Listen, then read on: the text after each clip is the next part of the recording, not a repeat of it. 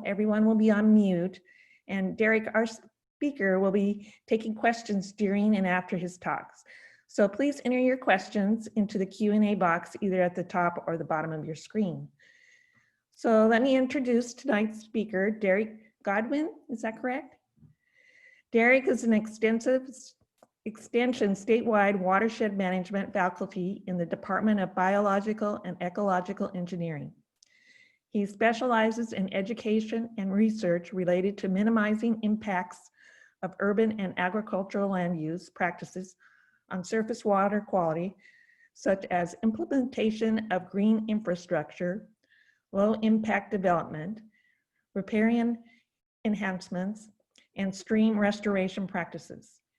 He works with watershed councils, soil and water conservation districts, land manager and policymakers to use a holistic watershed approach to address ecosystem concerns while maintaining economic stability. So welcome, Derek, and it's all yours. Good to go. All right. Well, thanks, Jan. I appreciate you hosting this webinar, and good evening to everybody that's joining me. So this is my first Zoom presentation. I've been on the receiving end of many Zoom presentations, and hopefully I won't repeat all the mistakes that I've seen. But anyway, no, good evening. I'm happy to present tonight, and I do hope that folks feel comfortable asking questions and providing comments. Really open to feedback as we go along. And actually there is a part at the end of this presentation or the last section to where I could really use some gardeners to chime in on their experiences with some plants.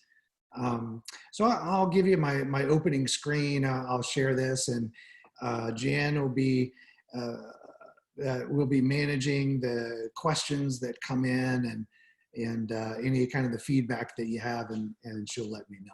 So anyway, let's get started.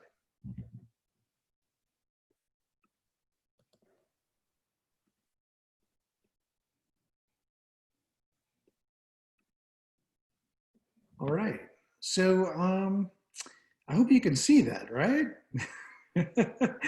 So Jan, I guess you'll speak up if you don't see that. But in any case, so the presentation tonight, it's on rain gardens. And I gave the title, Landscaping That Treats Stormwater Runoff for Healthy Streams.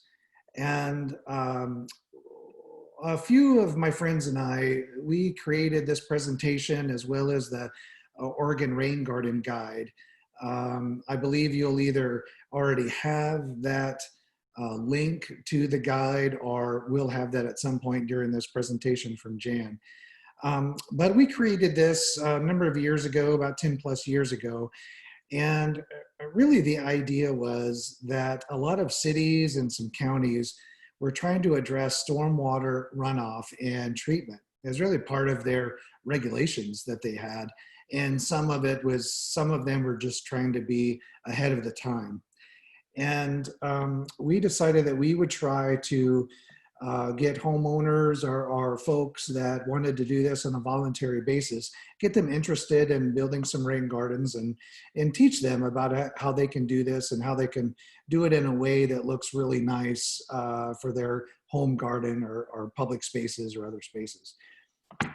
So that was the idea behind it. I think over time, it's become more common where folks are doing rain gardens, whether it be in cities and counties or schools and a lot of public spaces, and even some homeowners as well. And I think also over time, we've learned a lot in terms of how we've been teaching people about doing this. And you'll see that as we go. But essentially, I think we're a little bit too formal in the early days, and hopefully now this will come across as a very approachable type of project that people can do on their own property. So this opening slide includes some partners that we worked with: East Multnomah Soil and Water Conservation District, NEMO, it's a national program that worked on education for municipal officials, and then Oregon Sea Grant as part of OSU.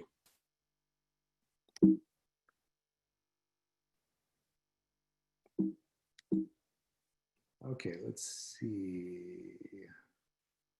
Should be down in the corner. There's a little, there you go. Yeah, so it looks like I've got to click a different button than normal, what I normally do. So anyway, first mistake, maybe it'll only be the first one, right? No, so anyway, so what we're going to be talking tonight. So the first thing is we'll talk about what what is a rain garden and how it works. And then we'll talk about why build a rain garden, what are the goals behind it? What are we trying to accomplish whenever folks build rain gardens?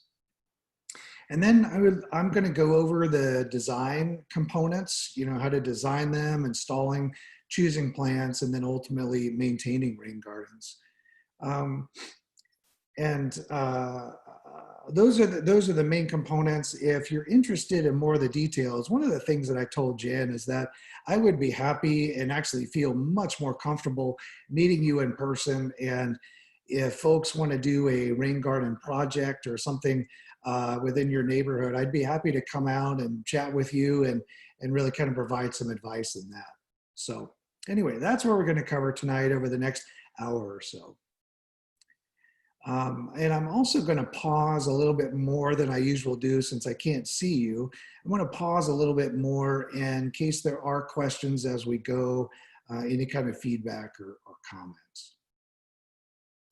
Okay, so let's get started here. So what is a rain garden and how does it work? So we think of a rain garden as sort of a sunken garden bed or a garden bed that's sort of below grade that collects and treats stormwater runoff from rooftops, driveways, sidewalks, parking lots, and streets. Essentially it's a stormwater facility. But I don't think very many people would show up to workshops on how to build a stormwater facility. So we call it rain gardens. So how does it work? So this is a cross section of a rain garden. And what you're seeing here is that this part is the soil. We have kind of an amended soil component here, and this dotted line is sort of the high point of how much of the water could actually pond. And so if we look at some kind of inlet, in this case, it's roof water coming in through a pipe. The water comes in, and depending on how fast, how much it's raining and how fast the soil can infiltrate, the water begins to pond and starts infiltrating in the soil, and then ultimately goes into that undisturbed soil matrix. And then there's also water that is then lost, of course, through through transpiration and also some evaporation. And in the cases where we have a really high event, the water builds up and then has some kind of overflow point. And so really rain gardens are designed to treat the most common rainfall events that we have, not necessarily these really large rain events. The smaller events is what we're trying to treat, trying to filter pollutants and put it into the soil and plants so it can be treated in that way. And so I'm going to show you some variety of rain gardens. A lot of these are from Portland because they've been working on these types of stormwater treatment facilities for a lot longer than many other cities. So here's one from the city of Gresham. You might be able to see this downspout on the right-hand side and then a pipe that takes it underground. I can't quite see the inlet in here, but it's somewhere around this spot. And essentially the water comes through and builds up. Has a variety of vegetation in here that they've used, and then there would be some kind of safe outfall at some point. I can't really see the outfall in this one, but I can assure you it's there. Another one, this is a home that has a rain garden with just a slight slope to it, but you can see the variety of plants that they've used. The variety helps, and of course aesthetics, but also helps with butterfly attraction, pollinators, kind of overall habitat. This is a rain garden that was built out on the coast. The only pictures that I have are early on. So this is early on in the planting, but You can see here where they have a few different plant species. We have, I believe this part over here is actually the inlet that's coming in and the water flows through. A little bit of driftwood here just for aesthetics. But this one was built, I believe, with some gardeners over in Tillamook. Here's a rain garden that we built in Marion County. I used to work out of the office in Marion County, and the master gardeners put this together. It was just capturing rainwater runoff from a shed in one of their small buildings there. But how this works is that we've got a pipe underground over here that comes in and fills in this area here, and then gradually runs off into the grassy area. So again, variety of plants, different sizes, and a little bit different design in this case. So here's one. Now we're moving into a little bit more sort of a urban, so this is a little bit more urban, kind of more of a commercial design. I'm sorry, that keeps doing that on its own. But in this case, the water comes off of the street, and flows into this area right here. This is an overflow section. And so it fills in a lot of grasses, not a whole lot of variety there, but I think that was from a lot more water than's typical. So here's another one that's from Port Orford, Oregon. This is from a parking lot where the water is running off of the parking lot at street into this sort of kind of swale or garden and soaking in and then running off further down. I believe this one actually, after running through the vegetation inside, eventually goes towards the beach out there. And so here's another one up in Portland at New Seasons, one of the New Seasons markets. This is obviously in higher rainfall and it's been raining a few days, but you see this little cut here in the curb.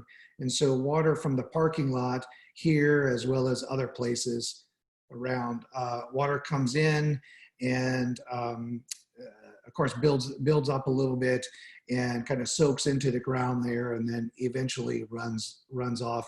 You know, in Portland and more of the kind of industrial sections or commercial sections, there will be a overflow pipe that essentially routes it into their stormwater system. And then here's one on Sandy Boulevard, a picture that I took. That I really like the variety of plants in this one. So it's collecting water from sidewalks, and I believe it might even have some runoff from the street that's coming into here. But this is a pretty large garden that you can see some of the inlets here with the road, with the sidewalk cuts, and into the Ray garden in this location. And then here's one at a middle school. So, you know, again, a number of public properties, especially in Portland and Salem and Eugene. Some of your bigger cities are going to have rain gardens or stormwater treatment facilities. This one I thought was really interesting because they had a number of different inlets. So this right here is a sort of a type of drain that the water comes in here. Of course, you could still walk across it or ride across it, and then water flowing into the rain garden, as well as from this other spot. And in this one, they had a number of different cells to where the water is moving through. So it's pretty elaborate rain garden. And this is another one, Glencoe Elementary School is really quite big. We're only looking at a portion of this one. But the water in this one has come off of, they have a parking lot and they really actually had sort of a flooding problem. And so they were trying to route their water off the property and they decided to build this rain garden. And so the water comes in somewhere in the entry point over here, but it comes around in this circle all the way around this outside. And these are like little check dams. They're a little hard to see, but the point is that the water is routing out around into a kind of a long pathway as it soaks in. And then here's a outlet if there is way too much water at some point to where it can flow out.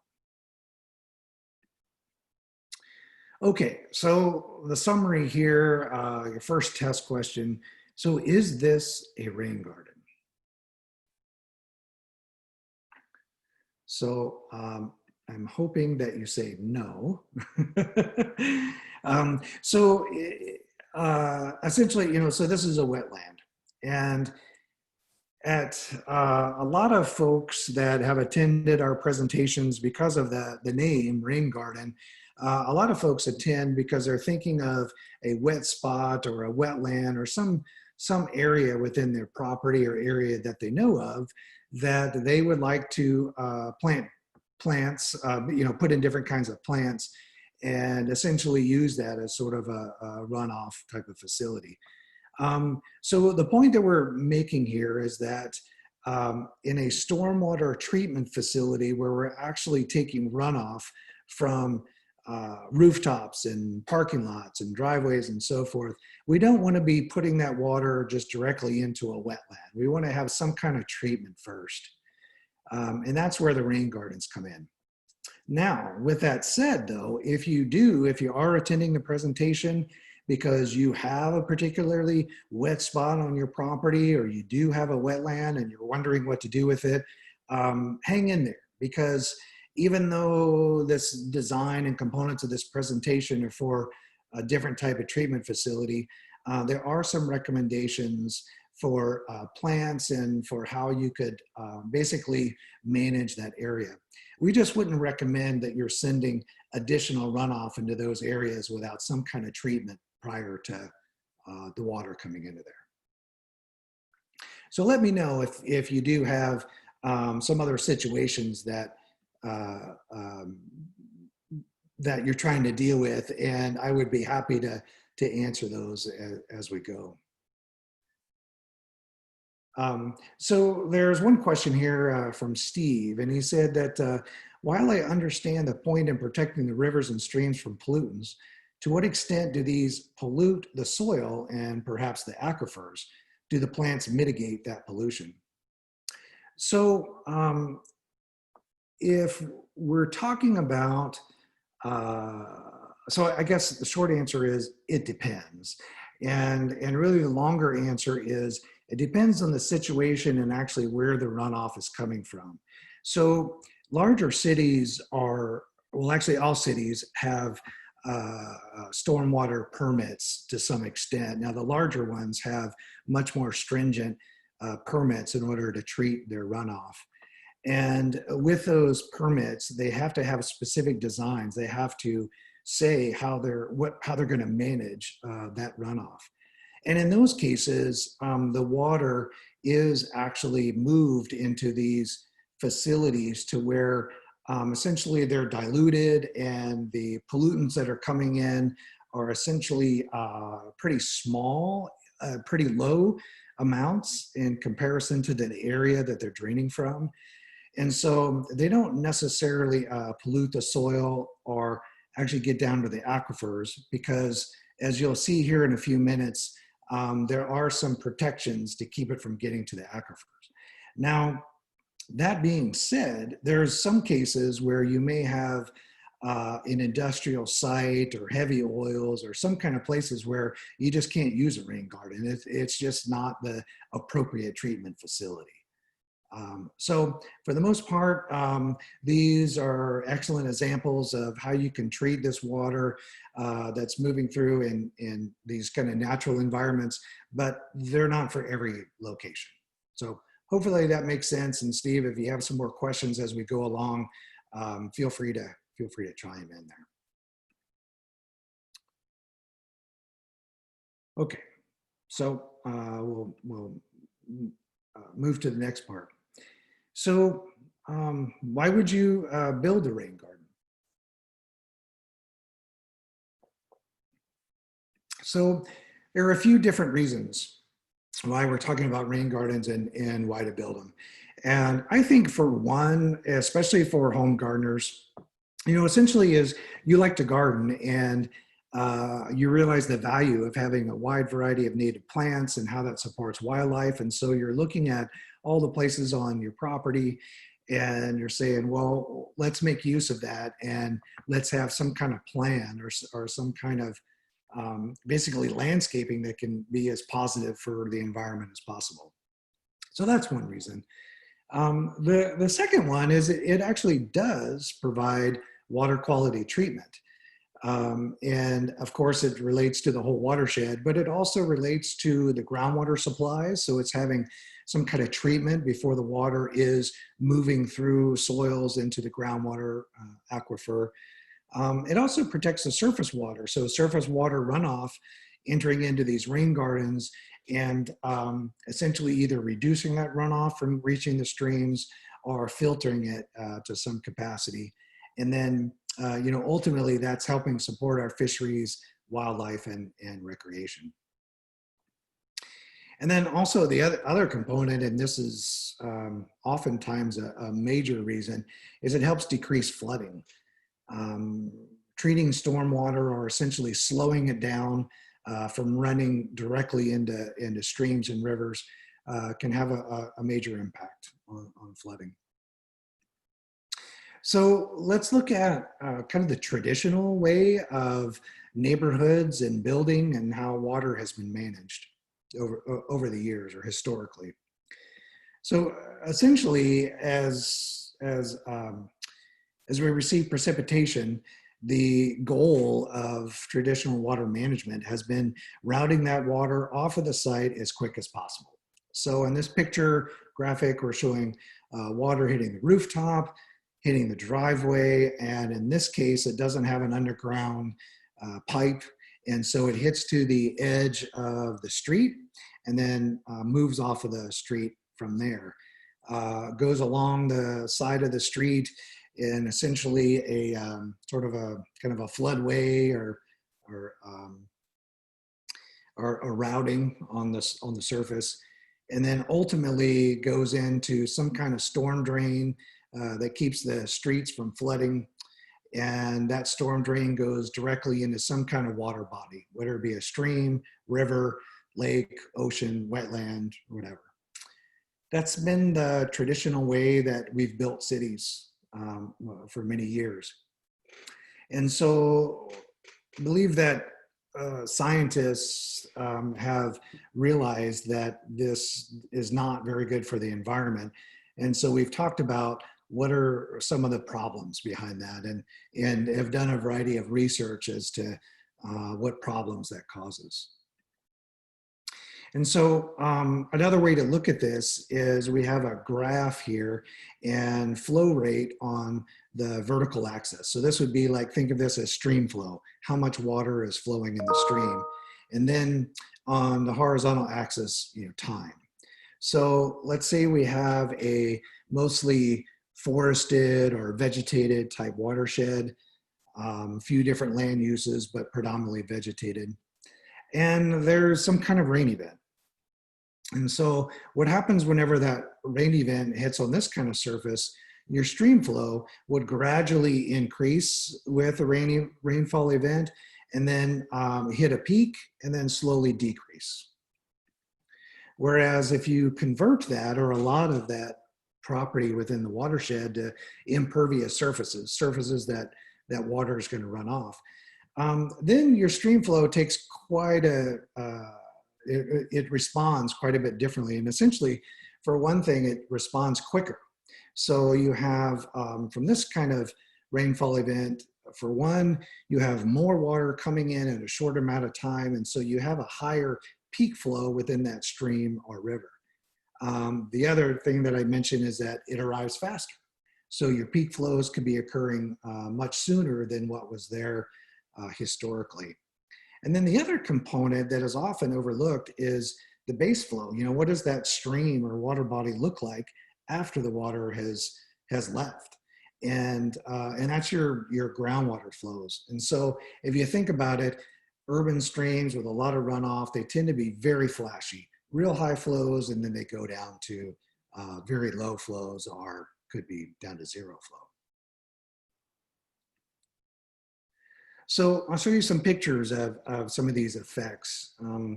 So this is one. This is actually an urban Well, it's a stream from an urban area that has a really wide riparian zone, so lots of vegetation around it. But the water from the built area was directed towards the stream. And what happened as a result of that is that it eroded its bed. So it eroded its bed and essentially degraded down. And so you had a lot, resulting in a lot of sediment that's being eroded and sending downstream. And this kind of a stream, for one, you have this erosion and component, but then also it's going to widen out. And essentially the stream is trying to handle that much bigger load than stream flow than it ever had before. So stream degradation is one. You could also have flooding. So with this higher flows in a shorter amount of time, you can have flooding events and of course loss of infrastructure or damage to it. You could have various types of fish that end up in certain areas that maybe they shouldn't be. I'm sorry, it's a very, very bad PowerPoint joke, but in any case, point being is that it can cause a lot of problems. So Derek, there is a question in the chat box. Oh, okay. You want me to read it to you or you want to peek at it? I got it. Let's see. Thanks for pointing that out. I didn't see the chat boxes come up. So, okay, so this is from Carol. My HOA, Homeowners Association, has a wet spot that collects a small pond of water from rain, indoor irrigation, that runs off a driveway and a bank. I assume you're talking like a, maybe a stream bank or some kind of bank. Well, any case, so we want to do a landscape design to help slow the water with plants that will absorb the water and hasten evaporation. So what are your thoughts? Well, actually, Carol, so I think that in that case, I think a rain garden would probably be an appropriate approach. As we talk through this, you'll see some of the limitations on that. And so if there is a wet spot, so like some kind of wetland that's collecting water and then it's running off from there, from the outlet, maybe there's some kind of rain garden or swale. So a swale is essentially a bioswale is essentially a rain garden that is more linear in nature. It sort of routes water and does filtering. So that could be a possibility.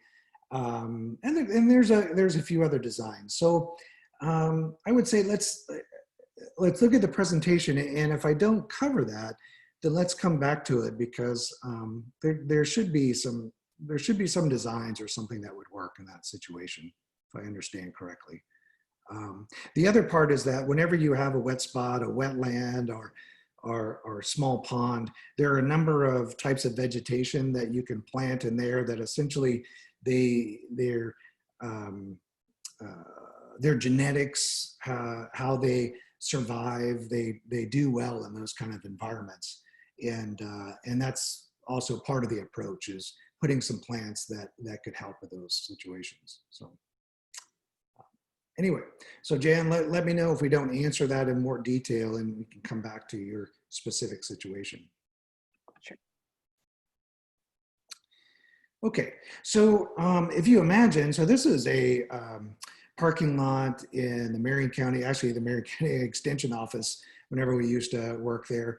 And so you can see this sheen, you've probably seen it in many other places from the oils and chemicals there.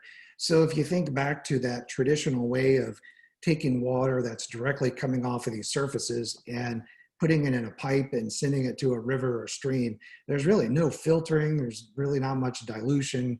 It can be really harmful.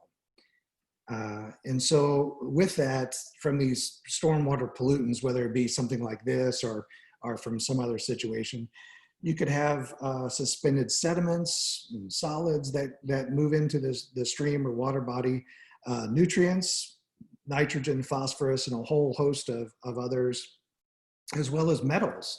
So mercury is a newer listing for the Willamette Valley, and that's, if you haven't heard much about that, you're going to be hearing a lot more, because DEQ is really looking at a lot of different practices to prevent mercury, and also the sediment that could be carrying mercury into the water. Copper, lead, zinc, cadmium. So a number of things that are coming from our various vehicles and uses. Of course, oil and grease, as this picture is showing here. I believe that's more of what we're looking at in this case. There's also cleaning chemicals. There's a whole number of rules around how vehicles or how different machines are cleaned and where that runoff goes to. And so not doing it properly can just go right into the stream system. Detergents or soaps as well. Bacteria is another really common one that's can come off the land, whether it be, in this place in Marion County, actually we had quite a few geese that would be there all over the property. And so you can imagine the amount of bacteria that could be getting into the water from direct runoff. And of course, pesticides that are being used and that could be running off, as well as increased temperature. Now, so in the East Coast, there tends to be more of a problem with their summer rainstorms, the water hitting pavement that's really hot, and then that water goes into the stream without, if it's not soaking into the ground, it can be increased temperature. Out here in the Pacific Northwest, we don't have that specific problem as much, although it can happen. What we tend to have more is that when you have a lot of runoff that causes the stream to widen and get more shallow, that it essentially changes the geometry of the stream. And then that in turn affects our temperature, that then affects fish. So these asterisks on a couple of these items, there were some studies that show how these pollutants affect salmonid olfactory disorientation and pre-spawning mortality. So in other words, salmon and trout species with these chemicals and pollutants, they tend to lose their sense of direction and become disoriented. And they could also actually lead to some mortality, increase in various types of diseases and things that could lead to that. So Washington State, I know, has done a variety of studies around this type of thing. So in Oregon, a lot of things we do come back to our salmonids, our salmon and trout species, and what are the types of practices that we can put in place to really kind of help our stream systems. Okay, and I'll wrap up this section with this picture. So this is an aerial view of a housing development, and I'm sorry, I can't remember the location, but that's sort of beside the point. So what we're seeing here is a stream system and a pretty big riparian zone, lots of vegetation and some pretty good protections there. And, from an aerial view, you would think, okay, that's looking really good. I mean, you would think that has a lot of protections. And it does compared to historically, so for sure. But on the other hand, it's not just the land that is right next to the stream that's causing the problems. It's really where the water is coming from. So in an urban environment, all of these streets and houses and storm drains, if those are leading right into the stream system and riparian system without filtering, without slowing down, without any type of treatment, then you can really have a high level of degradation from that stream system, even though you have put in this huge buffer for the streams. So that gets back as to, why rain gardens, why green infrastructure, why all these types of practices, is it's not just the stream corridor, that's part of it, but the other part is, what do you do once the rain hits the surface, and how do you treat that? Okay, so I'm pausing there to see if there's any questions that pop up. We've talked about what a rain garden is, and then also why it's important. And I imagine you guys, I'll just keep talking in case I see something here. So in Lane County, Eugene has been pretty progressive in doing a variety of green infrastructure practices, especially in their tree protection and in riparian zones. And then there's also smaller cities around that we've worked with, Cottage Grove, Veneta, just several examples of smaller cities that are trying to put in these types of practices. All right. Well, I don't see questions. Oh, there's one. So Kathleen is asking, I have a low wet area that receives runoff from the house. It adjoins a lake and serves as a boat launch a couple of times each year. Rather than simply fill the area, I would like to treat the runoff before it ends up in the lake, while also making it a more aesthetic road and walkway. Any design ideas you have would be really helpful. So yeah, so I think in this case, what you're really talking about is a type of kind of a bioswale, so it's using the plants, as you'll see later in this presentation, you're using the plants that do really well in wet environments as well as on the edge of that kind of wet to moderate wet, using those plants and also doing any kind of designs that you can slow the water down so that it causes the water to kind of sit there a little bit longer. So for example, as we look at rain gardens, imagine them as long and narrow. That's basically a bioswale. And some folks have taken a bioswale, and if the water is moving through too quickly, is not soaking in, then they'll put sort of like little miniature dams, kind of check dams is what we call them. They would put those in there. And so it still allows the water to move through, but it slows it down, causes it to try to infiltrate as much as possible. So I think those kind of designs could work where you're talking about essentially a low wet area that's a transport type system, moving the water through, and you're trying to filter it as much as possible and get it to soak in. Yeah, I've actually seen, in boat launch areas and other places where there's heavy recreation, doing a variety of practices to try to reduce runoff is really good because they're already pretty sensitive or areas that tend to be, can be degraded if people aren't really paying attention and doing what they should be.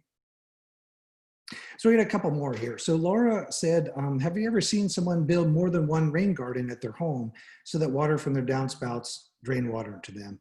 And yes, absolutely. So homes, they really vary. Well, I shouldn't say homes. So soils really vary in the amount, how quickly they infiltrate. And so what I commonly see, rather than one big rain garden, is they actually use a number of smaller areas by each downspout. And so it becomes little kind of small gardens. And really that's much easier to treat. It's much easier to build and is just a more efficient kind of way to go rather than routing all this water into one big rain garden. So yeah, absolutely. And it takes some, maybe a little bit more planning and kind of thinking through, but certainly possible. And so Steve is asking, so I'm cycling back to my question about pollutants. Like you mentioned that pool in a rain garden. What is the effect of the rain garden on those pollutants? Do they accumulate there, harm the soils, or somehow get degraded in the process? So could be all three, but in most cases, so the idea, so one thing is that the rain garden is collecting runoff from a pretty wide area, and you'll see in this design, it's taking runoff from a lot of different places. And so the amount of water compared to the pollutants that's going through is really large. In other words, the pollutants in there are really small in concentration compared to the water. And so oftentimes people think of rain gardens, well, is it building up of the pollutants? And what are we going to do with all of these rain gardens that have essentially become sewage gardens? What are we going to do? We're going to come in and clean those. Well, actually, the research has shown that no, they do a really good job of filtering those out. And actually, plants do an amazing job of pulling in these pollutants. Plants and soils themselves through microbes and biological activity really do a great job of breaking these down, and whether the plants are using them as nutrients or they're breaking them apart into various pieces that become usable, it really ends up being a very small amount of pollutant. Now, that being said, there are exceptions. So definitely not going to lie to you.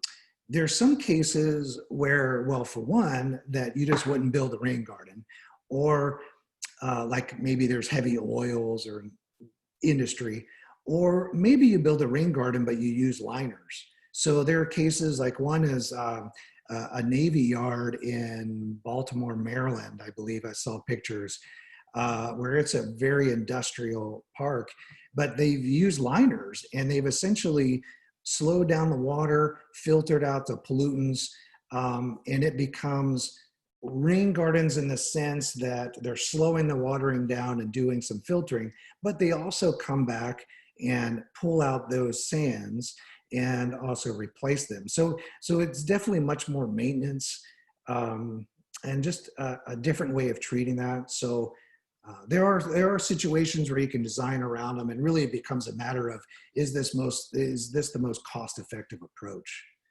And then there's one other example. So what we're finding in some rain gardens, particularly right after they're built, that there's a tendency, if you have a lot of compost and you have really fast infiltrating soils, there's a tendency for that compost to leach.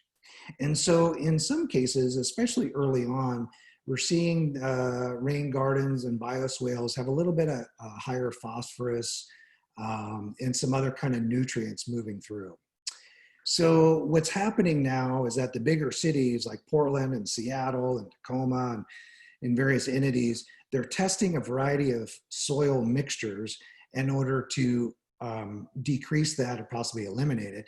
And they're also looking at things like biochar, for example. Can we put biochar into this soil mix to pull these out? So we're in a much different place now in the sense that we're really focusing on these design questions and how to do this the best way possible, as opposed to 10, 15 years ago where we were just trying to get a handle on how to design these and how to route water through them. So yeah, excellent. Great. Thanks, Steve. Okay. So it looks like I have got, I'm sorry, that was, okay. So we'll move along here. So let's look at assessing your site.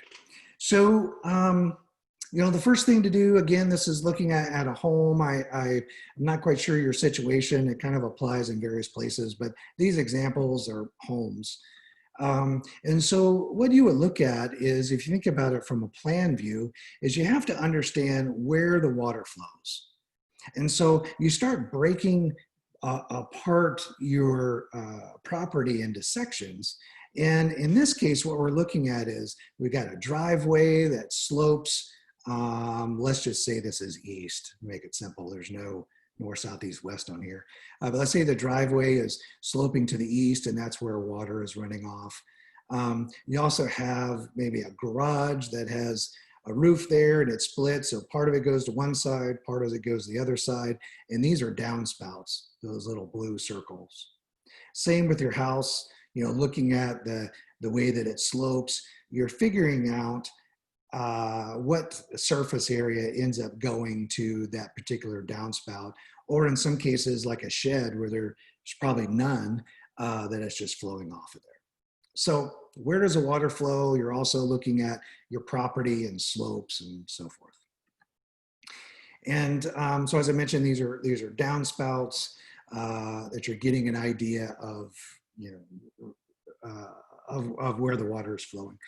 And then the second part is placement constraints. So there's some places that we just can't put a rain garden. It's just not going to work. So for one, property lines, we always are recommending that you don't put your rain garden right on the property line and send your stormwater to the neighbor.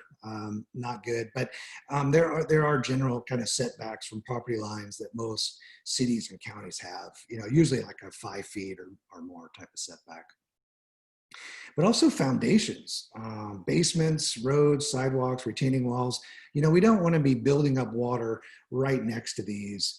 You can use liners. You can put in, you know, design it in a way to minimize that if you're trying to get, if you don't have much room. But, you know, for most cases, you know, you just try to stay away from those areas, again, by a few feet or so.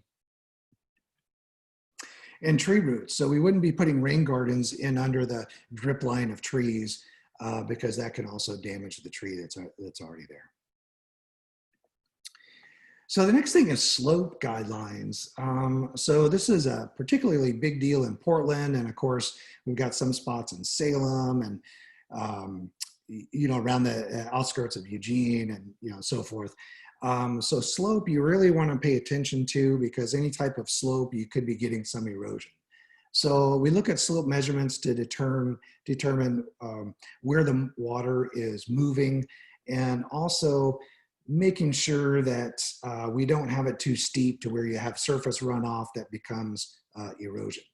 And in some cases where our slopes are getting like greater than 10% and above, you're really getting into a totally different design for rain gardens. And so for this presentation, we basically just stay out of those areas. There are some cases that in a more industrial or more commercial type that they're still going to save money by designing rain gardens for those places. But for the typical kind of homeowner and home site, we just say to stay away from those. So here's an example of a home with kind of a slope. It may be something that you might see in your property. And so as you can imagine, you know, rain gardens up here on the flat areas, fine. But as you get more to the slope, or even if you had runoff from the rain garden, like its discharge or overflow went to the slope, not really a good idea. You're going to have to address that, because again, you're trying to eliminate the erosion, or at least minimize it. So the next thing is well, so how big should they be and what shape? Well, I can tell you that shape is really up to your design. These circles, I'm not artistic, so these are various types of ovals. But so a variety of shapes, you know, oftentimes I see the kidney bean type shape or some kind of crescent or something. It's really up to you and what you would like it to look like. But the size really depends on the surface area and how much area is flowing to that rain garden. So some rules of thumb. So we generally say that rain gardens should be typically about 10% of the impervious surface area that's draining to that. So if you're using your rooftop square footage, you know, the footprint of that, then it would be 10% of that. In the coast or in areas where we have higher flows, you could be bigger. But the size, the reason we have the question mark here is the size also depends on how quickly the soil infiltrates. And we'll get into that. But so remember that kind of 10% is really sort of a good rule of thumb. So if you think about it, so in this case, going back to our drawing and we're calculating impervious surface, let's say that we're going to build a rain garden for this one downspout in this area of the rooftop. And we came out and we measured it. It's 30 feet by 12 feet wide, so 360 square feet. So that's the surface area that the water is draining from. And so your rain garden will be 36 square feet. And so that's, you know, as you can imagine, pretty small, 6 by 6, or, you know, some other kind of combination that gets you roughly to that 36 square feet.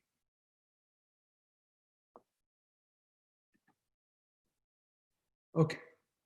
So then infiltration, you know, how fast your water infiltrates into your soil is a major part of the design. And so we tell people that, you know, there's some just fairly simple methods that you can do first to measure this. In the engineering side, it's a little more elaborate, but it's still the same basic idea. So what do you do? So you dig a hole, and the depth of the hole is really based ultimately on the depth that you're thinking of for your rain garden.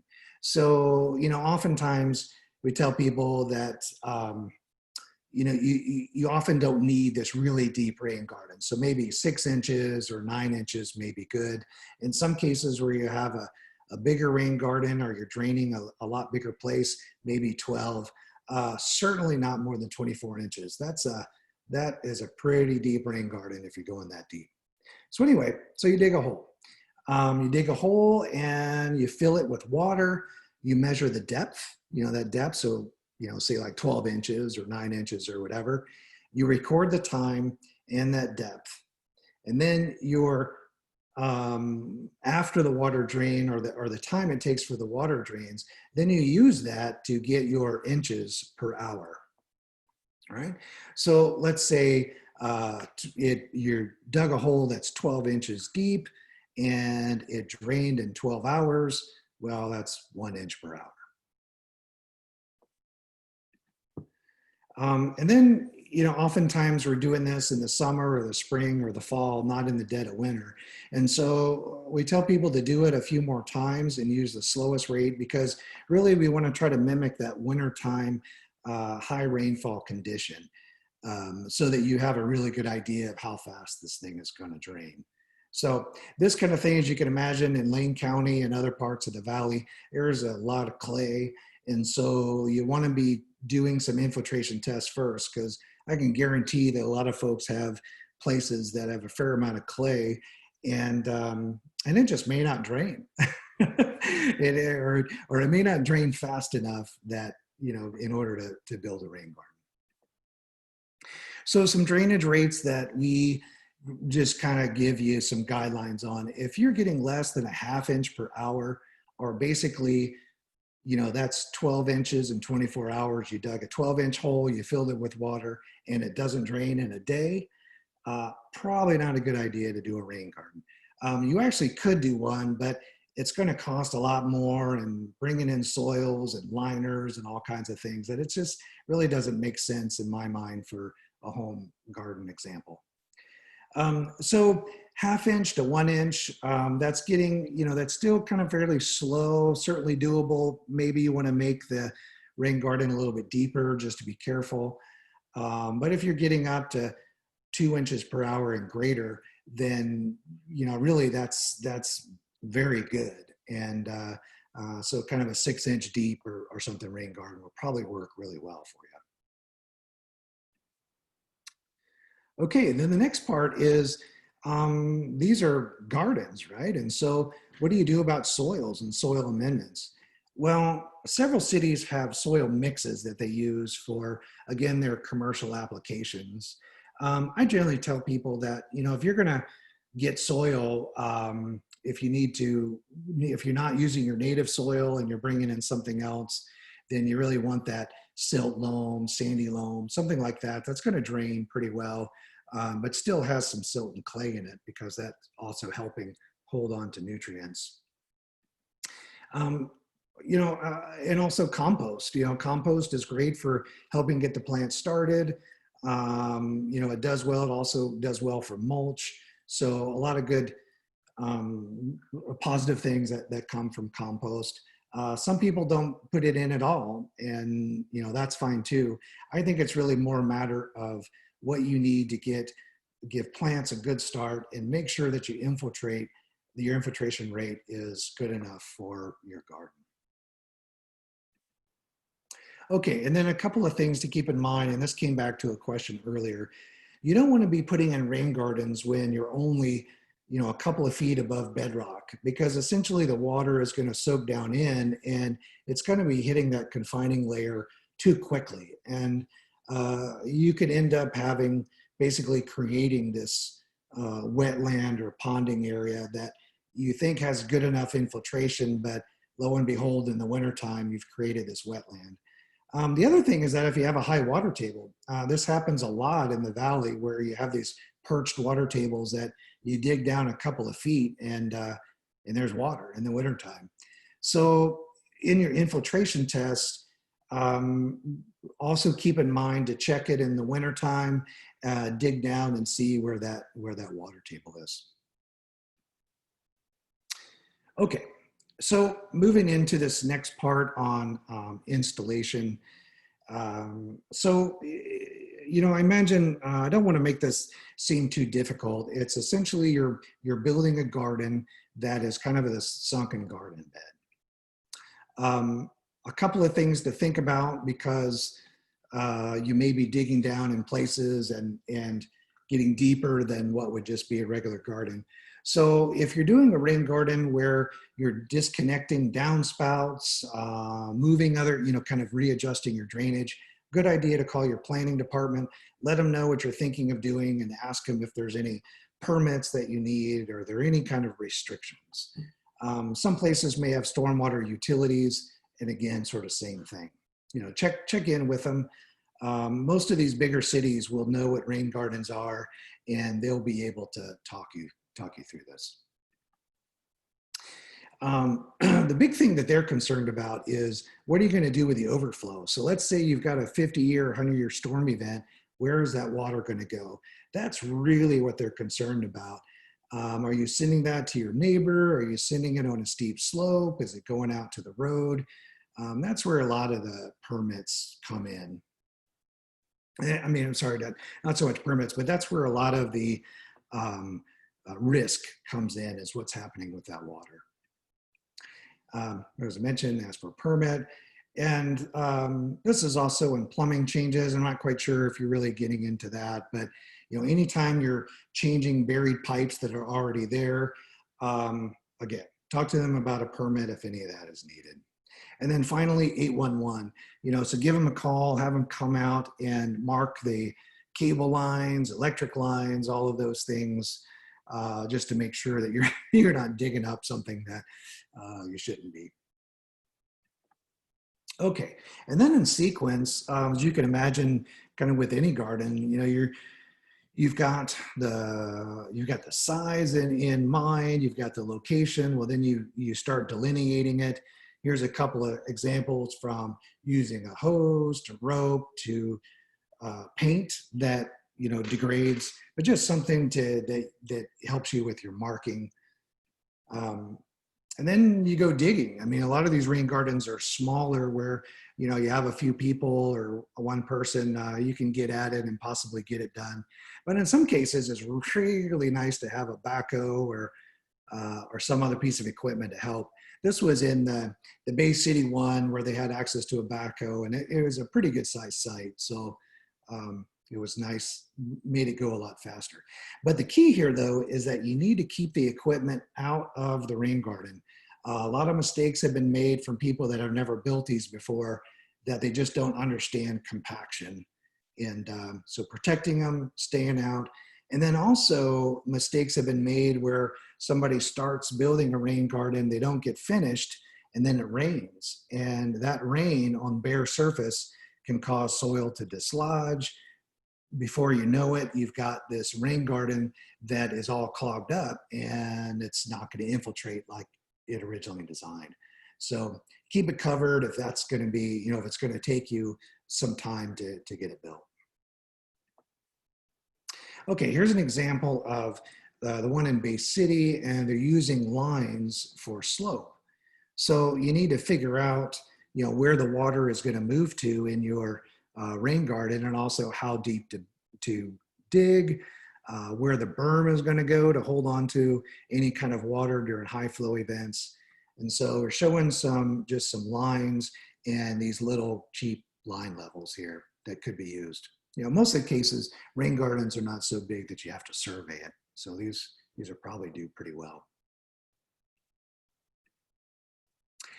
And berms, so berms where you're trying to make sure that, again, high flows, where is that water going to go? So building berms to hold the water in. And of course, we think those should be planted and used as, as many plants and as possible. And so we're telling people that you want to have side slopes to the berm that are pretty flat. So we use this 3-to-1 ratio. In other words, 1 foot high to 3 feet to each side. So we see 1 foot high, and then 1, 2, and 3 to the sides. Basically, you just don't want it too steep so that the water is running off and eroding. And the other part of the berm is that your exit, again, think about very high flows. Where's the water going to go? And that notch in your berm, wherever the water is running through, kind of arming it with some rocks or something to harden it. But other than that, plant and mulch the berm to make that part of your garden. Okay, so then some examples of channeling the flow. You got to get the water from downspout or whatever location to your garden. Some people use underground pipes to get it there. And this is an example of disconnecting downspouts and putting it into well, this is probably a 4-inch pipe here, 4 or 3-inch pipe, diameter pipe. Of course, moving it downhill, it sounds pretty straightforward, but whenever you're out on property and that property looks fairly flat, it can be deceiving. So again, use your line levels, make sure that you're getting enough grade so that the water is flowing. We usually, I think the old rule is 1 inch of drop over 10 feet for pipes. So 1 inch over 10 feet gives you enough slope so that the water moves, or of course it can be more than that, but it's kind of a minimum there. Okay, grade the garden away from inflow points. So you don't want, during high flows, you don't want the water to then flow back to your foundation or back to where the water is starting from. And also the water that's coming out of, say, like this pipe that's coming into your rain garden, you need to protect that inlet to try to slow it down so you don't end up having some kind of erosion at that part. And then there's some restrictions, like if you're in a freeze thaw area, there are some restrictions that if you're going to use pipes, you probably want to go that 12 inches below to kind of prevent that, or move to the surface. You don't have to use a pipe underground. So anyway, point is, be cognizant of that freeze thaw situations. Okay, oh, there it is, 1 inch drop to 10 feet horizontal. Okay, and then there's also overland channeling, which actually I think much easier, and I think in a lot of cases it looks good too. So there's a couple of overland channels. Here's one on the right that looks more like the stream bed type of approach. Valley gutters, so this is getting into more of the commercial applications. Moving across the sidewalk, this is one where they did out there at East Multnomah Soil and Water Conservation District. Trench drains, I actually like trench drains quite a bit. I think, given specific situations, they work well. The problems that I see though is that people forget about them and they don't clean them. So, using this kind of thing, making sure that you're actually going in there to clean the sediment from them. And this is just really cool, So think about some creative ways to move water from one spot to another. Obviously, this probably wouldn't be in your home site, but it is a pretty neat example. Okay, and these are some inlets where they have some protection with rock. So you're using just kind of a variety of sizes at the inlet to slow it down. And then these are outlets. So from outlets, the easiest way, like this one, this is just putting a notch in the berm and having some rock to make sure that if you do have high flows, it's not going to erode. But in other cases, you may have a pipe that is your overflow, and this kind of sticks up. So as the water rises, it goes into this little kind of beehive down the pipe and then out to an exit. This is the same approach, but getting more in a commercial application. And this is definitely commercial, god awful ugly, but but it does the job. These allow for some overflow there. Okay, and then finally in the construction sequence, as I kind of mentioned before, you got the planting, composting, and mulching. So again, you're giving your plants a good start and then putting down some mulch to try to prevent kind of erosion. A couple of things about mulching though is you don't want to be using types of mulch that floats, or mulching this kind of area where there's going to be a lot of water with mulch that floats. Better to save that for the berms and the upper areas. Actually, what we do a lot is we just use compost for mulching, and seems to work pretty well to help get the plants going. Okay, and then the next part of this is how to choose what plants go where. And so if you think of a rain garden in terms of zones, you have this base zone, the lowest part of the rain garden, and then some kind of slope towards going up the berm, and then there's kind of upland areas around the edge. And then, so your base is, obviously it's going to be your wettest, uplands are the driest, and the slope is going to be this mixture of wet and dry. Well, in reality, what happens is that you have water coming the inlet, and your whole base may not be wet. The beginning part of the entrance may be your wettest spot that you have. And by the time the water might reach all the way to the other side, it may be infiltrating and just not near as wet. And so think of your rain garden and where the really wet areas are, and kind of how that would change over the rain garden that you have.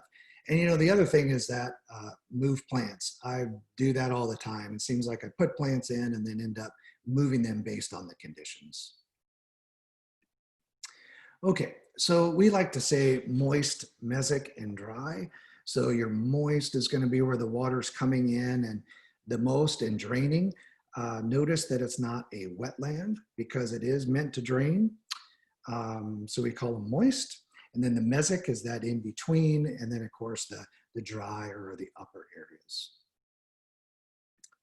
So there are some websites that you can look at to get plant ideas. This one from the USDA is really good, and they use a different terminology. And so they go by the wetland ID status. So we're saying FAC wet, that's, excuse me, that's facultative wet. So the plants that are moist in that moist zone are going to be facultative wet as opposed to obligate wetland plants, so you have this facultative wet is the moist, the facultative is the mesic or kind of in between, and then you have the upland species. And then just like any other garden, is this going to be in the sun or shade, choosing plants based on that, as well as how much they tolerate wetter soils, or dry. I mean, the dry areas around the uplands, they have to be able to handle that. And then the other thing, of course, just with any landscaping is what is the height and width? Ultimately, what is this going to look like? Do they attract pollinators? Do they look attractive? Do wildlife like it? Do they like it too much? And then also, this doesn't look good with its neighbors, meaning that with all the different species there, is it ultimately going to be something that you really enjoy? And then, of course, seasonality, making sure that you have plants not only that are surviving and thriving throughout the different seasons, but also a variety of flowering, flowering in the spring, summer, fall, that sort of thing. Okay, and then some examples. So here's some showy milkweed. So these are plants that we have used, and botanists have said, we think this would work really well in rain gardens. I'm not a botanist, I'm a hydrologist, so I can't really help too much here, but these are some examples that we put together. So showy milkweed, this western blue-eyed grass and Idaho blue-eyed grass. So as you know, some plants are not just specifically mesic or dry, they have this range to them. And so a lot of times you'll see that. But this one works well in that kind of sloped upland area. I'm sorry, in that slope, that mesic area to dry. Sorry, I was getting confused there for a second. The fernleaf yarrow, I think, is really pretty and works well. Again, the mesic to dry zone. Kinnikinnick. So it's really nice to have some good ground covers in these to cut down on the weeding and the amount of maintenance. Kinnikinnick has done really well and works in that mesic to dry zone. So also Oregon grape, you know, the native and snowberry and manzanita, all of these working in that dry zone areas, I think do really well and provide a lot of different flowers and fruits and things. And then Douglas spirea just about can go anywhere. And that's, you know, it's really like that plant. That's very hardy and does really well. The native bald hip roses, the roses we've also found that do really well in these rain gardens. Red flowering currant, I think looks really pretty and does well as for pollinators. These trillium and there's other plants, of course, that do well in the shade. And so if you do have rain gardens that are going to be more of a shaded type situation, then the trilliums do well. And of course, variety of ferns that could be used in those situations for shade. The sedges, variety of sedges work. This one is the New Zealand bronze sedge, so it's giving you a little bit different color, a little different look to it, and the moist to mesic. The juncus type species, actually they're so hardy and used so often in Portland. I refer to them as juncus overusus because they seem to be in just about every type of city rain garden. The Western bleeding heart is a real pretty plant that is in that moist mesic type area. And these, the Huchera. Now, I'm not sure what the common name is to it. Maybe somebody can chime in. It looks kind of like coral bells, but I'm not a botanist. I'm not sure, but it looks kind of similar to what I've used before. And, you know, there's other kind of trees, larger shrubs and things that could be used. Red twig dogwood does really well. You know, if you're getting into building a rain garden that's a larger size, it's kind of nice to have something that gives you a little bit different height to it. And so then some of the natives, I mean, camas, oh, it's just beautiful. Siberian iris, cardinal monkey flower. Again, that's that moist domestic area and real pretty colors. Okay, so I felt like I kind of went a little fast there towards the end. Let me pause. I'm not quite sure how much more time we have. I'm trying to remember the time there, but so questions. So feel free to question now, or you can send me, here's my contact information. Prefer cell phone and email is really the best way to get a hold of me. There's also, so the rain garden guide, I brought down or sent a number of rain garden guides to the extension office in Lane County. And so you might be able to get hard copies by purchasing, I think they're like $5 or something like that. But otherwise you can go to this website here and you can either download a PDF of that for free, and you can also pay, like, I don't know, a couple dollars for a higher resolution electronic version, or of course, you know, we get the guide itself. So a few different options there. We do have a really good list of plants for the different shade and sun in that rain garden guide. So for you that have the wet spots and the wetland areas, our rain garden guide, I think, would be a pretty good starting point for what plants that you could use in those situations.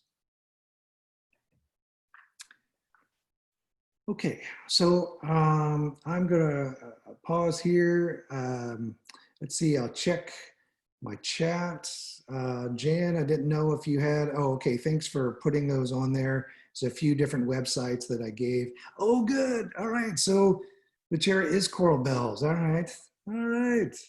It's nice to be right when you're not a botanist. Yeah, there is one question in the Q&A.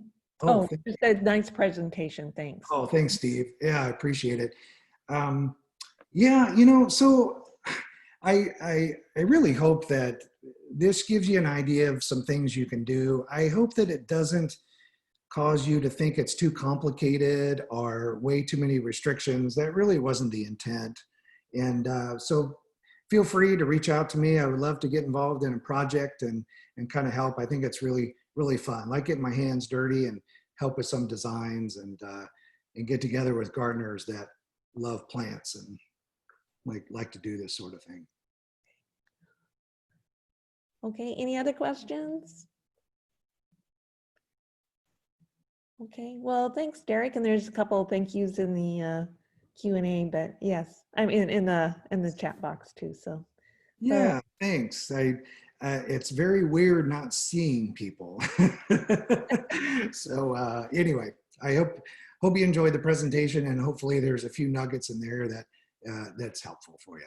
yeah, it was great. Thanks so much for taking time. And you're on the East Coast in Georgia, so it's really late back there. So Yeah. yeah, okay. Somebody also wrote in very informative, so thanks. Thanks, Donna and Kathleen. Thank you. Yeah, thank you. Great, it was great. All right. All right. Well, you know, guys know how to get a hold of me, and so feel free. Even though I'm based on campus, I'm an extension faculty and take phone calls and emails and things. So feel free to reach out. Great. Thanks, everybody. Mm-hmm.